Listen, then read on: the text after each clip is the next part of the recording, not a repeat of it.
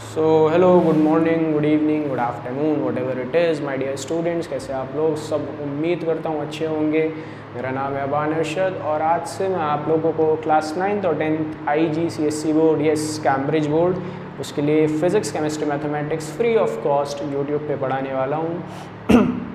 तो अगर आप लोग IGCSE बोर्ड अपनी कंफर्ट लैंग्वेज में सुन के पढ़ना और समझना चाहते हैं तो मेरे साथ यार बने रहोगे इतना साल। अगर आप क्लास 9th में अभी आए हो तो आपको सबसे पहले मैं एक चीज़ बता देना चाहता हूँ। क्लास 9th और 10th की जो साइंस है ना, physics, chemistry, mathematics and even biology तो मैं नहीं पढ़ाता हूँ, तो लेकिन फ़िज़िक्स, केमिस्ट्री, मैथमेटिक्स अगर आप लोग क्लास 10th के बाद किसी कॉम्पिटिटिव एग्ज़ाम जैसे JEE और नीट की तैयारी करने वाले हैं तो ये तीनों सब्जेक्ट्स का बेस इंपॉर्टेंट हो जाता है आपके लिए। ठीक है, इन तीनों सब्जेक्ट्स का 9th और 10th में टॉपिक समझ में आना और उसको कवर करना बहुत इंपॉर्टेंट हो जाता है, क्योंकि अगर ये बेसिक सब्जेक्ट्स आपके क्लियर नहीं हुए तो 11th एंड 12th में आपको बहुत प्रॉब्लम आने वाली है। ठीक है, तो हम लोग मान के चले कि ये आपका फाउंडेशन कोर्स है फॉर JEE नीट। ठीक, तो शुरू करते हैं यार अपना टॉपिक। आज का पहला टॉपिक फ़िज़िक्स से हम लोग स्टार्ट करने वाले हैं। तो जैसे कि मैंने लिख दिया, यूनिट 1 अपनी मोशन, फोर्स, एनर्जी है। ठीक है,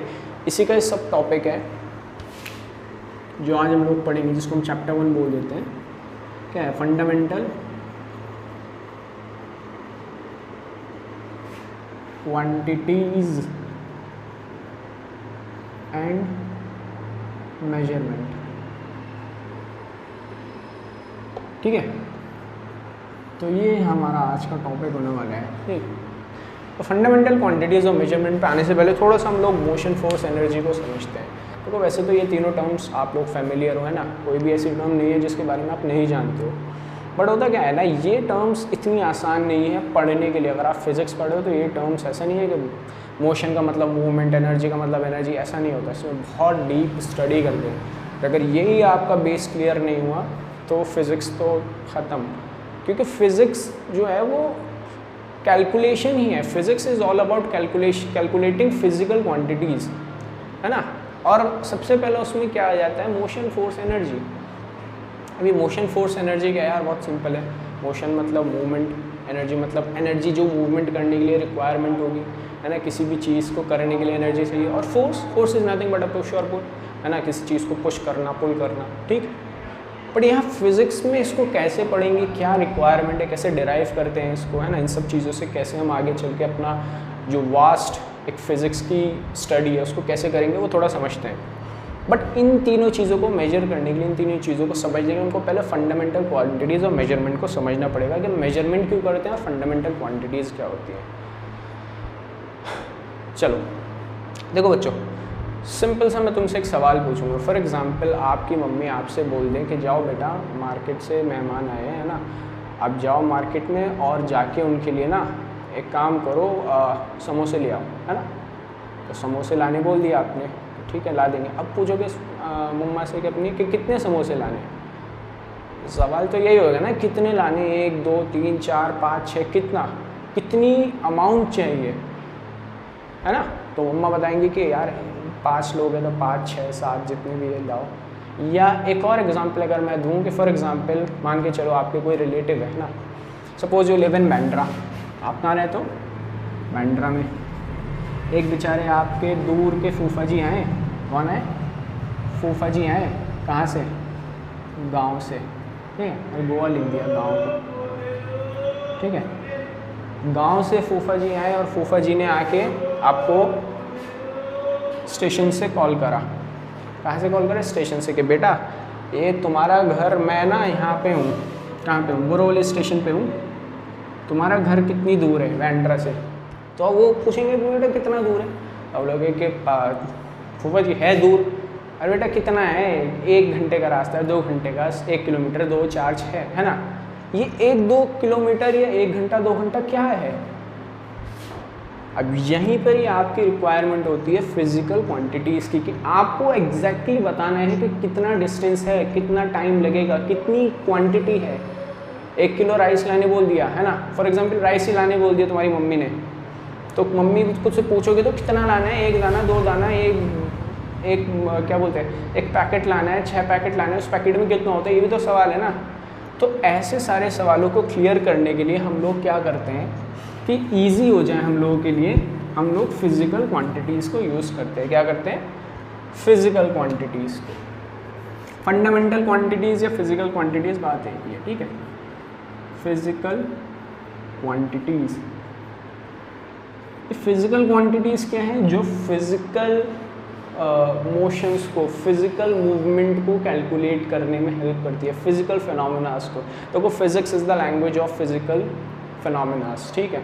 फिज़िक्स की जो भाषा है वो भाषा ये है कि वो फिनोमेनास को कैलकुलेट करती है। Chemistry talks about the chemical reactions, rate of chemical reaction. Mathematics is the language of numericals, calculation, वो न्यूमेरिकल्स पे डिपेंड करता है। फिज़िक्स जो होती है वो फिज़िकल क्वांटिटीज़ पे बात करती है, ठीक है। फिज़िकल क्वांटिटीज़ क्या क्या है? वो क्वांटिटीज़ जिनकी हेल्प से आप बाकी सारी चीज़ों को डिटरमाइन कर सकते हो, है ना। फूफा जी आए, फूफा जी ने डिस्टेंस पूछा, बेटा डिस्टेंस कितना है स्टेशन टू बांद्रा। सो आपने आंसर दिया कि कुछ किलोमीटर, x किलोमीटर होगा, ठीक है। तो ये डिस्टेंस क्या है? ये डिस्टेंस है हमारी लेंथ। ये बेसिक है, बेसिक फिजिकल क्वांटिटी लेंथ। अब लेंथ की हेल्प से आप बहुत सारी चीज़ें डिटरमाइन कर लो। आप इसकी हेल्प से डिस्टेंस भी निकाल सकते हो, हाइट भी निकाल सकते हो, है ना। और क्या क्या निकाल सकते हो? बहुत सारी चीज़ें हैं ना। किसी शेप की, किसी के घर की आप एरिया निकाल सकते हो, है ना। किसी फॉर एग्जांपल बॉक्स है, उस बॉक्स का साइज, बहुत सारी चीज़ें आप लेंथ की हेल्प से निकाल सकते हो, इससे डिराइव कर सकते हो, ठीक। नेक्स्ट क्या है? फूफा जी आए, स्टेशन से निकले, अच्छा चलो बता दिया कि इतने किलोमीटर है।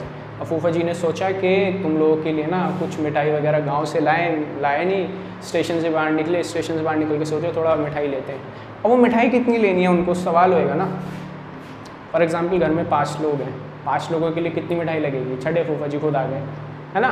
तो कैलकुलेट करेंगे यार, 5 लोग हैं, एक खाता है 250 ग्राम खाता है, 250 ग्राम्स खाता है, एक आधा किलो खाएगा, एक किलो, ऐसे कैलकुलेट करके उन्होंने कुछ ना कुछ मास निकाला होगा, उस मिठाई का, उस स्वीट का मास निकाला होगा। क्या निकाला होगा? मास। तो मास क्या करता है? ये आपको बताता है कि कितना अमाउंट है उस सब्सटेंस का प्रेजेंट, कितना अमाउंट उस सब्सटेंस का प्रेजेंट है स्पेस में या जहाँ भी है ना।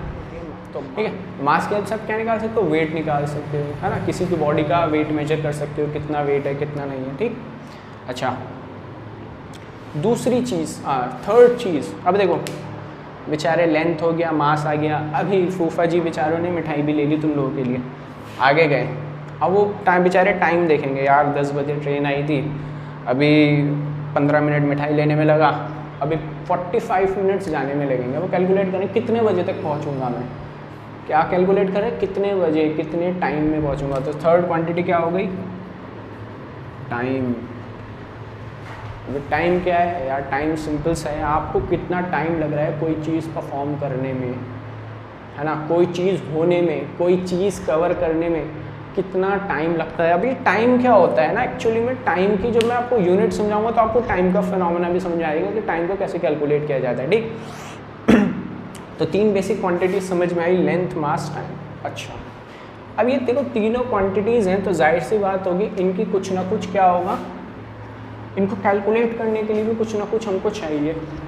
यार डिस्टेंस तो मैंने बता दिया फूफा जी को, बट वो डिस्टेंस क्या है, कितना है? अब वो मैंने बोल दिया कि फूफा जी स्टेशन से ना घर तक का डिस्टेंस 100 है। अरे 100 क्या है, 100 क्या है, किलोमीटर, मीटर, सेंटीमीटर, क्या कुछ तो होगा ना। तो यहाँ पे कॉन्सेप्ट आता है किसका? फिजिकल क्वांटिटीज तो हो गया, यहाँ पे आता है स्टैंडर्ड यूनिट्स का। किसका कॉन्सेप्ट आता है? स्टैंडर्ड यूनिट का। मैं इसको रब करके ना इधर लिख रहा हूँ।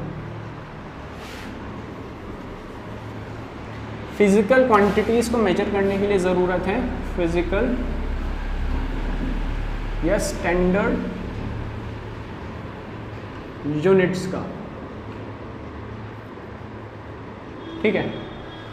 अभी स्टैंडर्ड यूनिट क्या है? अभी मैंने बताया फिजिकल क्वांटिटीज़ को मेजर करना है तो आपको क्या चाहिए? Standard unit. अब स्टैंडर्ड यूनिट हर फिजिकल क्वांटिटी की अलग अलग स्टैंडर्ड यूनिट होगी, है ना। जैसे फॉर एग्जांपल लेंथ। अच्छा, इनको इसके स्टैंडर्ड यूनिट पे आने से पहले इसके बारे में थोड़ा सा समझते हैं, लेंथ के बारे में। स्टैंडर्ड यूनिट को कैसे रखा जाए, कैसे मेजर किया जाए, कैसे इनको डिसाइड किया जाए कि हाँ इसकी यूनिट ही होनी चाहिए। देखो अगर मान लो, वैसे तो तुमको पता ही है, बट अगर मान लो लेंथ की यूनिट मीटर्स है ना, ये डिस्टेंस कवर करने के लिए है ना। अब ये डिस्टेंस जो होता है, अगर मेरे लिए 1 मीटर की वैल्यू 100 सेंटीमीटर है, अब ये समझाऊंगा आगे, बट अभी फ़िलहाल के लिए स्टैंडर्ड यूनिट को समझाना चाह रहा हूँ। अगर 1 मीटर की वैल्यू 100 सेंटीमीटर है, ठीक है, ये मैं हूँ इंडिया में, कहाँ हूँ, इंडिया में, तो क्या ये वैल्यू मेरे लिए यूएस में जाके चेंज हो जानी चाहिए? मुझे बताओ। फॉर एग्जांपल मान लो एक इंडियन एयरलाइंस का प्लेन उड़ा, ठीक है, किसका प्लेन उड़ा? इंडियन एयरलाइंस का, ठीक है। वो इंडिया से टेक ऑफ करा और कहाँ पहुँच गया? यूएस, ठीक है, यूएस पहुँचा। अब वहाँ से उसने अपना वर्टिकल स्पीड ली, हेडिंग्स ली, नॉट्स लिए, कितनी स्पीड पे उसको लैंड करना है ना। अभी मान लो इंडियन एयरलाइंस में, जो वो इंडिया का पायलट है, इंडियन स्टैंडर्ड यूनिट्स पे उसने सब कुछ अपनी स्टडी करी है, कैलकुलेशन करा, उसको पता है 1 मीटर इज इक्वल्स 100 सेंटीमीटर। अब वो यूएस जाएगा, अब यूएस वाला उसको बता रहा है यार तुम्हारा डिस्टेंस एयरपोर्ट से ना अभी 30 किलोमीटर्स का है। कितना है? 30 किलोमीटर्स का। तो क्या यूएस में 30 किलोमीटर का मतलब 30.5 किलोमीटर होना चाहिए इंडिया के हिसाब से? समझ में नहीं आया? मैं अरे समझने की कोशिश करो यार। इंडिया में अगर उसके लिए 30 किलोमीटर का मतलब होता है 30,000 मीटर, तो क्या यूएस में अगर वो जाएगा तो उसके लिए 3500 मीटर हो जाना चाहिए? अगर ऐसा हुआ भाई, उसने 30 किलोमीटर सुना, एटीसी ने, यूएस के एटीसी ने, एयर ट्रैफिक कंट्रोल ने इंडियन पायलट को बताई कि आपका डिस्टेंस जो है अभी कितना है? 30 किलोमीटर। अब यूएस वाला अगर ये स्टैंडर्ड यूनिट चेंज है दोनों कंट्रीज़ के लिए, तो यूएस वाला क्या करेगा? वो बताएगा कि 30,500 मीटर्स है फॉर माई सेल्फ, बट वो इंडिया वाले के लिए अभी 500 मीटर कम है, वो सिर्फ 30,000 मीटर है। यार समझ रहे हो ना? थोड़ा सा अगर नहीं समझे तो बैक करके देख लेना। तो क्या होगा? प्लेन क्रैश हो जाएगा ना। वो तो बेचारा सोच रहा था कि रनवे कहीं यहाँ होगा और यूएस वाले ने अगर उसके हिसाब से 30 किलोमीटर की वैल्यू कुछ और हुई तो उसके हिसाब से रनवे यहाँ होगा, तो क्या होगा? प्लेन यहाँ क्रैश हो जाएगा आके, है ना। तो इसलिए क्या चाहिए? कैसी स्टैंडर्ड यूनिट होनी चाहिए? स्टैंडर्ड यूनिट ऐसी होनी चाहिए जो मेरे लिए भी सेम हो और यूएस में रहने वाले या यूरोप में रहने वाले, रशिया में रहने वाले, इवन जहाँ ह्यूमन रेस पहुँच चुकी है, स्पेस में भी ह्यूमन रेस कहाँ तक पहुँच चुकी है, ठीक है, तो वहाँ तक स्टैंडर्ड यूनिट सेम रहनी चाहिए। मार्स पे भी, अर्थ पे भी। एलियंस के लिए कुछ और होगी, वो हमें अभी एलियंस का नहीं लेना देना, बट इसके लिए ठीक है। तो standard unit should be same for all humans through out the, ignore the spelling mistake, ठीक है, इग्नोर कर देना इसको फिलहाल के लिए। तो ये समझे है ना, क्योंकि अगर साइंटिस्ट इंडिया का कुछ एक्सपेरिमेंट परफॉर्म कर रहा है वो यूएस वाले के लिए भी वैलिड रहना चाहिए, ठीक। तो इसलिए हमारे स्टैंडर्ड यूनिट सेम होने चाहिए। अब स्टैंडर्ड यूनिट को एक एक करके समझ लेते हैं, कौन सी स्टैंडर्ड यूनिट किसके लिए है। सबसे पहले आ जाते हैं अपन किस पे आ जाए? लेंथ पे आ जाते हैं, अपनी फिजिकल क्वांटिटी लेंथ, है ना। इसको कैलकुलेट कैसे करूँ मैं? बोलोगे ना सर स्टैंडर्ड यूनिट है तो उसके लिए वो सॉरी फिजिकल क्वांटिटी है तो फिजिकल यूनिट है, स्टैंडर्ड यूनिट चाहिए। कौन सी वाली? इसके लिए होगी मीटर। कई बच्चों को लगता होगा किलोमीटर है, बट वो किलोमीटर नहीं होता बेटा, उसके लिए होता है मीटर, ठीक है, एम से डिनोट करते हैं, ठीक है। और 1 मीटर का आप फिर कन्वर्जन कर सकते हो, जैसे 1 किलोमीटर जो होता है ना वो कितना होता है? 1000 मीटर्स, ठीक है। 1 मीटर कितना होता है? 100 सेंटीमीटर। इसी तरह से आप 1 सेंटीमीटर भी निकाल सकते हो, वो कितना हो जाएगा? 1/100 मीटर्स, है ना। इसी तरीके से डिवाइड करके किलोमीटर, मीटर जैसे भी कर सकते हो, है ना। यही मैं आपसे पूछ लूँ कि 100 अगर 1 सेंटीमीटर 1 किलोमीटर होगा तो कैसे करेंगे कन्वर्ट? डिवाइड बाई 1000 कर दो, है ना। देखो ये होता है 1 centimetre is equals to 100 metre and 1 metre is equals to 1 metre is equals to 1/1000 kilometre. तो यहाँ पे क्या आ जाएगा? बेसिक कैलकुलेशन है, मैंने खाली इसको 1000 को उठा के इसके नीचे ले लिया, ठीक है। तो हो जाएगा 1/1000 किलोमीटर, तो ये वैल्यू हो जाएगी। नहीं यार, ये बहुत बेसिक होती है, ये तो मैं समझता हूँ कि खासकर जो अपने IG बोर्ड वाले होते हैं ना, ICSE CBSE वाले में फिर भी कन्फ्यूजन होता है, बट IG बोर्ड को मैं समझता हूँ उन लोगों के, उन स्टूडेंट्स को बिल्कुल नहीं होना चाहिए, ठीक। तो इस तरह से आप कन्वर्जन कर सकते हो, ठीक है। लेंथ हो गया, अरे यार चलो कोई नहीं, अभी मैं इसको सभी को हटा देता हूँ। लेंथ हो गया, नेक्स्ट अपना अभी लेंथ था दूसरा मास, ठीक है। मास को कैसे कैलकुलेट किया जाता है, किस चीज़ में कैलकुलेट किया जाता है, किलोग्राम्स में, ठीक है, किलोग्राम्स, kg से डिनोट करते हैं, ठीक। 1 kg is equals to 1000 grams, ठीक है। तो इसी को अगर 1 ग्राम्स में कन्वर्ट करना है तो हो जाएगा 1/1000 किलोग्राम्स, ठीक। इतना बहुत है, उसके नीचे उससे ऊपर आपको रिक्वायरमेंट नहीं है, ठीक।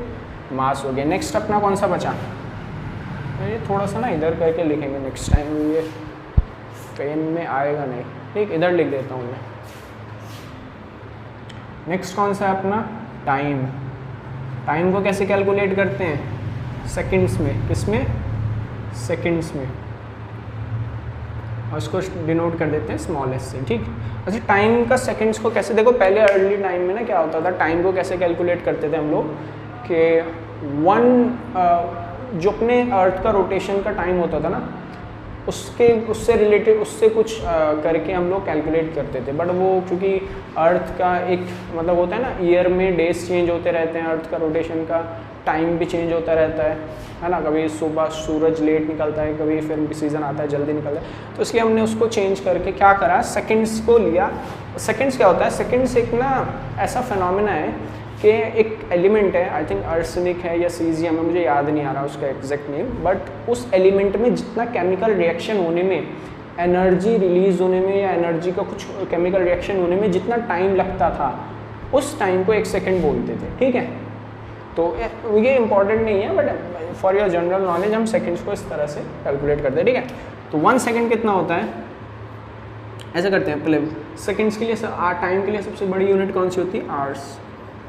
1 hour is equals to 60 minutes, 1 minute is equals to 60 seconds, and 1 second is equals to, कैसे करेंगे भाई, अगर मिनट में करना है तो 1/60 मिनट्स हो जाएगा, ठीक है। आवर्स में करना है तो 1/60 इंटू 1/60 आवर्स में हो जाएगा, ठीक। बहुत सिंपल है, आई थिंक इतना समझ में आया होगा इसको। तो नेक्स्ट टॉपिक है आपका स्टैंडर्ड नोटेशन। छोटा सा टॉपिक है ये असल में आपकी नॉलेज बढ़ाने के लिए होते हैं, नहीं छोड़ूंगा कुछ नहीं, मैं सब पढ़ाऊंगा तुमको, ठीक। स्टैंडर्ड नोटेशन में क्या है, आपका जो मान लो 1000 या 1 लाख या 1 करोड़ वाली, जो 1 मिलियन वाली जो टर्म्स रहती है, जैसे फॉर एग्जांपल मैं आपसे कहूँ 10000, अब ये 4 0 है इधर, ठीक है। इसको शॉर्ट फॉर्म में लिखने के लिए हम लोग क्या कर सकते हैं, इसमें हम लोग पावर का यूज़ कर सकते हैं। क्या यूज़ कर सकते हैं, पावर का, ठीक है। जितने ज़ीरो हैं, देखो 1000 है ना, तो 1000 में कितने ज़ीरो हैं, 1 2 3 4 है ना। और पावर में क्या होता है, जितनी पावर होती है उतनी बार वो नंबर अपने आप में मल्टीप्लाई हो जाता है, तो ये हो जाएगा 10,000, तो सॉरी 10 × 10 × 10। तो फाइनली तुमको क्या ही मिल जाएगा यहाँ पे, 1 2 3 4, ठीक है। सेम ही चीज़ है, तो बस इसी तरह से करते हैं। फॉर एग्जांपल आपसे बोल दिया जाए 10 की पावर 6 बताओ, तो कुछ भी नहीं है, 10 के आगे कितनी बार 6, कितनी बार 0 होगा, 6 टाइम्स होगा, है ना। 1 2 3 4 5 6, ठीक। इसी तरह से फॉर एग्जांपल आपसे बोलते 2 × 10 की पावर, या नहीं इसको बोलते हैं आपको क्या बोलें 20,000, हाँ 20,000 बोल दें। तो 20,000 को कैसे लिख सकते हो, देखो 2 को एज इट इज़ लिख दो, ठीक। आगे कितनी बार 0 है, 2 को आप देखो 20,000 को ऐसे भी तो लिख सकते हो ना, 2 × 10,000 है ना, 2 × 10,000, बात तो वही है, 20,000 हो जाएगा। तो 2 को एज इट इज़ लिखा आपने, ठीक। उसके बाद आपका क्या आ रहा है, 10,000 है, तो 10,000 को कैसे लिख सकते हो, 10 की पावर 4। समझ में आए, इसी तरह से कर सकते हो। नॉलेज के लिए है, तुम लोग जब क्वेश्चन सॉल्व करो तो बहुत यूज़ आएगा। ठीक, अच्छा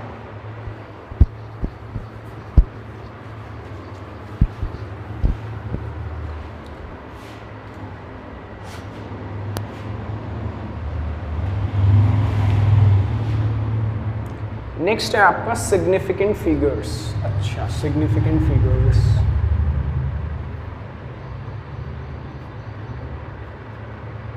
ये मेजरमेंट को करने के लिए सारी चीज़ें समझ में आना ज़रूरी है, क्योंकि क्वेश्चन इनसे रिलेटेड आता है, सिग्निफिकेंट फिगर्स वगैरह, है ना। तो थोड़ा सा इनको समझ लें टॉपिक को। यार पढ़ते हैं हम लोग बहुत छोटे क्लास से सिग्निफिकेंट फिगर्स ये सब पढ़ते हैं, बट फिर भी एक बार रिवाइज हो जाएगा अपना, कोई प्रॉब्लम नहीं है। ठीक, तो सिग्निफिकेंट फिगर्स क्या होती है? देखो, ये वो फिगर्स होती हैं जिनका एक नंबर में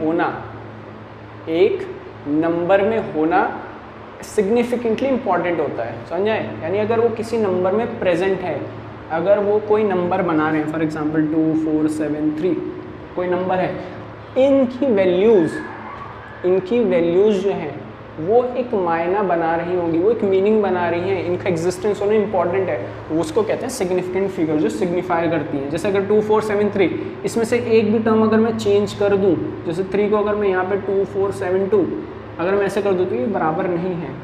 क्यों नहीं है यार? पूरा का पूरा टर्म चेंज हो गया, है ना।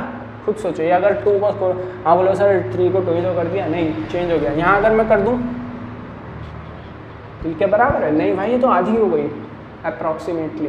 तो सिग्निफिकेंट फिगर्स को बेसिक आइडिया ये होता है, बट इनके कुछ पॉइंट्स हैं जो हमें समझने चाहिए, एक एक पॉइंट्स करके लिख लेते हैं, ठीक है। तो सिग्निफिकेंट फिगर की अगर बाई डेफिनेशन में लिखवा दूँ तुमको तो क्या होती है? Are the digits in measurement that carry certain information about the number, ठीक है। एक्यूरेसी से रिलेटेड, या एक्यूरेसी बता दी कितना नंबर एक्यूरेट है। ठीक यार, एग्जाम में कोई थ्योरेटिकल तो तुमसे डायरेक्ट पूछता नहीं है, बट सिग्निफिकेंट फिगर्स को पहचानने के कुछ तरीके मैं तुमको बता देता हूँ, ठीक। All non zero numbers are significant figure. जितने भी नॉन ज़ीरो नंबर्स है, कोई भी हो, क्या है? Significant figures. 1 2 3 4 5 ये सब क्या है? सिग्निफिकेंट फिगर्स, ठीक। अच्छा, अगर यार यहाँ पे ज़ीरो आ जाए तो तुम बोलोगे सर यहाँ जो ज़ीरो है ये तो सिग्निफाई कर रहा है, तो वैल्यू क्योंकि चेंज हो रही है, 10 गुना बढ़ रही है जैसे ज़ीरो लगा रहा हूँ। बिल्कुल करेक्ट है, तो ज़ीरो भी सिग्निफिकेंट फिगर होगा, बट कब होगा वो मैं तुमको लिखवाता हूँ। Zero between two significant figures, zero between two significant figures and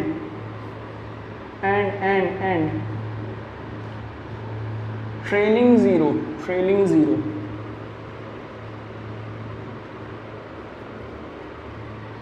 are significant figure। यानी zero between two significant figure 101 क्या है? सिग्निफिकेंट फिगर, क्योंकि 101 मीन्स 101, अगर जीरो हटा दूंगा तो 11 हो जाएगा, ठीक है। तो ये भी एक क्या है? सिग्निफिकेंट फिगर है। ट्रेलिंग जीरो, अगर यहाँ पे 101 के आगे मैं क्या कर दूँ? 1010 कर दूँ, है ना, या 2500, तो क्या ये दोनों सिग्निफिकेंट फिगर है? नहीं। ट्रेलिंग जीरो जो एंड में जीरो है ये भी सिग्निफिकेंट फिगर है, क्योंकि 25 है, तो अगर ये सिग्निफिकेंट फिगर नहीं तो खाली 25 हो जाएगा। इन दोनों को पे सिग्निफिकेंट फिगर मानना पड़ेगा, यानी कि 2500 की बात कर रहा हूँ। कौन सा जीरो अपना सिग्निफिकेंट फिगर नहीं होगा? Leading zero are non significant figure, है ना। यानी 005, 2 जीरो है, 200 जीरो है, वही 5 का 5 ही रहेगा, इसका कोई मतलब नहीं होता, ठीक। तो क्या होगा? लीडिंग ज़ीरो हमेशा नॉन सिग्निफिकेंट फिगर रहेगा, ठीक।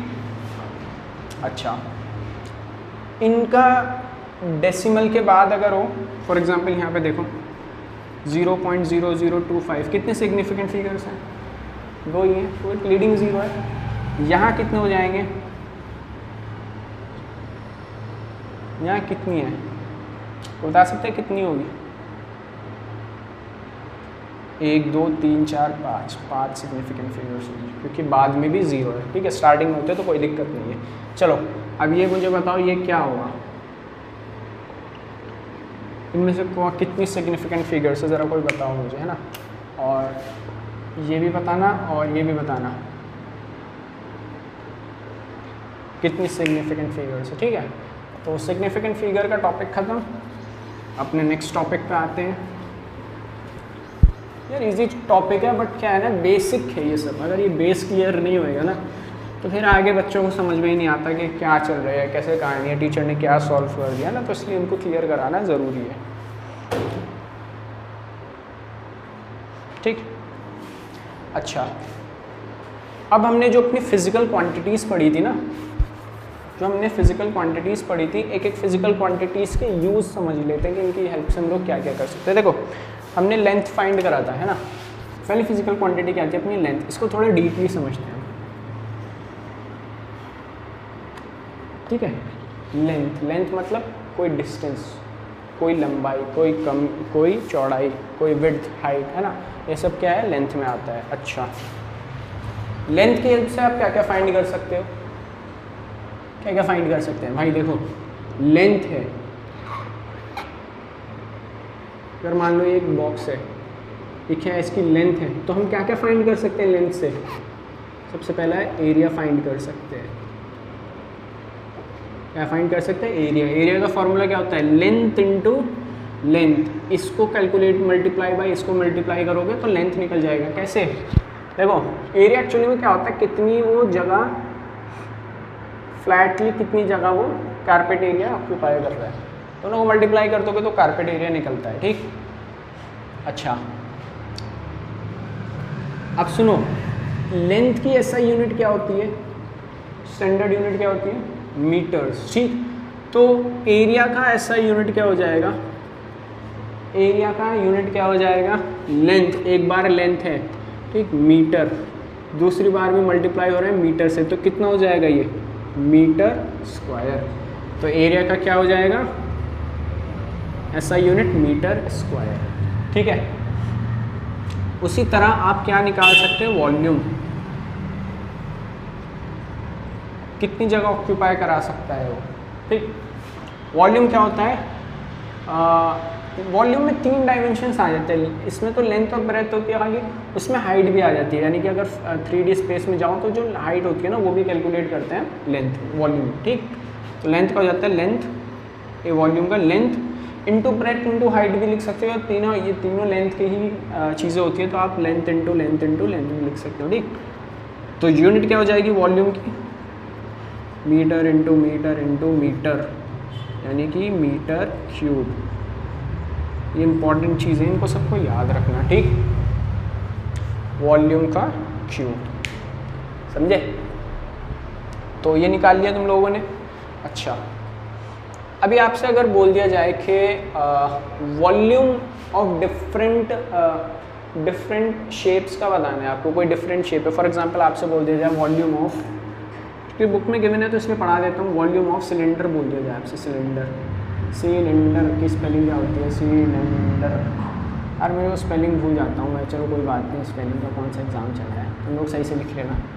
सिलेंडर, वॉल्यूम ऑफ सिलेंडर क्या होता है, देखो ये आपका कोई सिलेंडर है, ठीक है, इसको सिलेंडर मान लेते हैं, ठीक। इसकी वॉल्यूम कितनी होगी, देखो सिलेंडर हमेशा स्फेरिकल सरफेस होता है, सर्कुलर का फॉर्म होता है, ठीक। उसका फॉर्मूला क्या बनता है, हमेशा फॉर्मूला याद रखना है, ठीक है। वो क्या होता है, 4 पाई r स्क्वायर h, ठीक है। r क्या होता है, रेडियस, h हाइट होती है, तो आपका फॉर्मूला क्या बनता है इसका, वॉल्यूम ऑफ सिलेंडर का 4 पाई r स्क्वायर h, ठीक, ऑफ सिलेंडर, समझे बच्चों। और यूनिट तो पता ही आपको क्या हो जाएगी, मीटर क्यूब, क्यों, रेडियस भी एक तरह से लेंथ है, तो मीटर स्क्वायर प्लस हाइट भी एक अपना क्या है, हाइट भी क्या है, लेंथ है, तो मीटर क्यूब हो जाएगा, ठीक है, metre cube, metre square into metre, ठीक। अच्छा तो लेंथ हो गया। आई थिंक उसके बाद अपना मास का है इसके अलावा।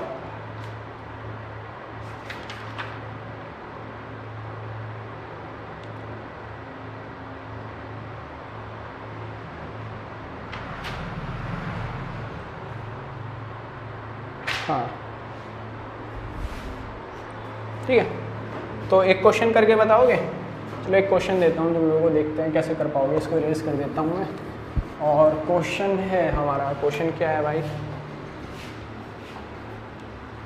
Find the volume of a block, ठीक है, जिसको बता दिया कि it is 40 centimetre long, 0.12 metre high, ठीक, and 50 centimetre long height width. इसको क्या बोल दो? विड्थ बोल दो ना। हाँ, लॉन्ग हाइट विड्थ, ठीक है, वाइड, ठीक है, 50 सेंटीमीटर वाइड है। तो सिंपल सा क्वेश्चन है यार, आंसर है, सॉल्व करो। वॉल्यूम होता है length into breadth into height, तीनों की वैल्यू रख दो, ठीक है। फाइंड एंड कन्वर्ट, जैसे एक और चीज़ ऐड कर दूँ, कन्वर्ट दिस इनटू मीटर्स, ठीक है, मीटर्स में आंसर को कन्वर्ट करना है, ठीक। तो पहले क्या करें, सेंटीमीटर में निकाल लो, उसके बाद मीटर में निकाल लेना है, सिंपल सा है। 40 इंटू, अच्छा ये 0.1 है, ब्रेथ अपनी कैसे गिवन है, इसमें से तीनों चीज़ बात एक ही है, लेंथ विड्थ हाइट, है ना, बात एक है, किसी को भी कहीं भी रखो कोई दिक्कत नहीं है। 0.12 मीटर्स में, तो उसको सेंटीमीटर को कन्वर्ट करेंगे कैसे, 0.12 into 1 metre is equals to 100 centimetre, ठीक, इंटू 50 सेंटीमीटर, ठीक। तो ये कितना हो जाएगा, 40 इंटू 12 इंटू 50, 6 4 24, तो आई थिंक ये हो जाएगा 24000,